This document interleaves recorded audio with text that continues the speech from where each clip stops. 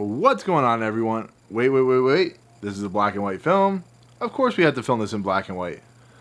What's going on, everyone? Welcome back to Movie Emporium's movie review of The Tragedy of Macbeth. This film, of course, is directed by Joel Coen. Now, of course, if you like this video, hit the subscribe button to join Movie Emporium. Hit that notification bell top to find what's coming next. If you like any of the videos, awesome. Hit that like button, as well as commenting below on any video to watch, including this one. So, of course, The Tragedy of Macbeth is a retelling of the famous William Shakespeare play. It tells the story of a royal in Scotland who, in essence, is told by three witches, believe it or not, that he is going to become the King of Scotland. Well, because of his arrogance, he kills the current King of Scotland, which causes a ripple effect down throughout Scotland with the son of the King of Scotland, with Lady Macbeth, who's his wife, who starts going down a dark path, and in essence is a faithful adaptation of that story about the fall of Macbeth himself, who of course is played by Denzel Washington. Lady Macbeth, of course, is played by Frances McDormand, and it's, like I said, a faithful adaptation of the story.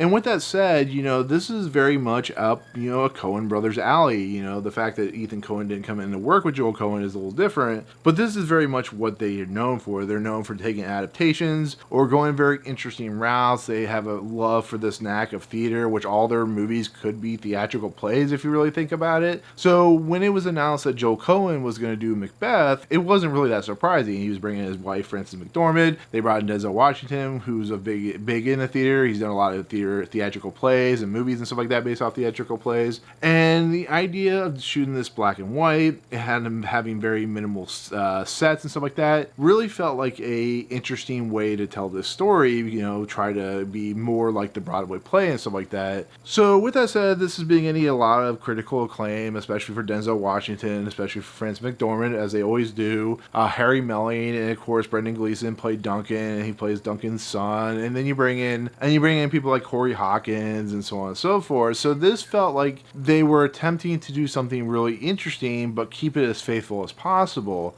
And so the question always remains is, how does this movie stick on the faithfulness of Macbeth? How does it work as a Coen Brothers movie? How does it just work overall? And I will say this movie is not going to be for everyone because of the faithfulness of the play itself being turned into a movie. It's a movie where if you truly love Macbeth and you truly love William Shakespeare, this movie will, you'll eat it up. This movie will fire on all cylinders because it is doing exactly what a William Shakespeare play does.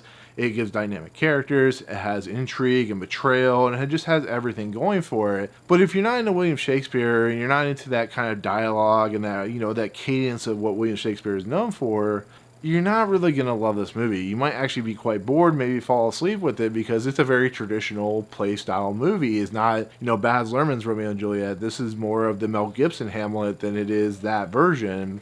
And that's not to take away from the film, because I really enjoyed it. I thought it was interesting. I thought it looked beautiful. It's one of the most beautiful movies I've seen in quite a while. I think the performances are amazing. But the thing about me, just my personal opinion, I'm not the hugest fan of Macbeth. I've never really found the play very interesting. So it was a little slow. It was a little slow burn for my taste, but I stick more with like Hamlet and, of course, Romeo and Juliet, because I think they're just faster paced plays. I think they work on a different level than, of course, Macbeth does.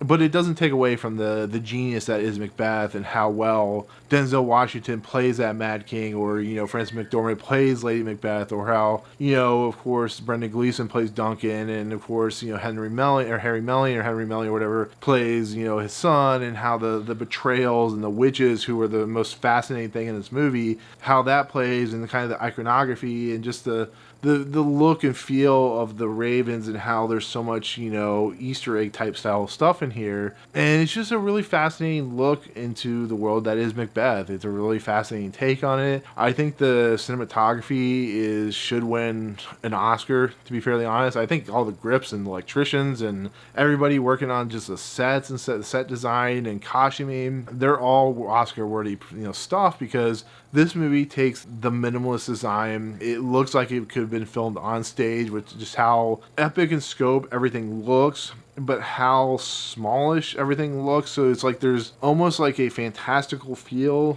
to the set pieces and stuff like that, and the sets and the lighting always feels like a heavenly feel to it, but there's also like a minimalist feel, so there's not a lot of like big type set pieces and whatnot. And then on top of that, this movie was very reminiscent to me of The Seventh Seal, which is that famous film where the knight plays, of course, the death and in chess, and it just had that feel of just like something kind of off about everything, but something, really interesting, like I said, fantastical. And, it was just the way the sets were built. Like I said, you could bring, the sets in on stage and move them out. It was really minimalist in what it was trying to do. And I thought that was absolutely fantastic, because there's points in this movie where they'll do lighting sources where it'll just be like the outline of like a bunch of arches, and then light is shining through it. And then sometimes they'll change the lighting to just focus on one character, or like they'll like go completely dark and you'll see the witches and stuff like that. It's just a really fascinating look and really fascinating feel from the cinematographer and Joel Coen and what they were trying to present, because like I said, it's more supposed to be focused on the characters than it is the set pieces. So the fact that they went with that minimalist style is really interesting. So I thought that was a really fascinating take.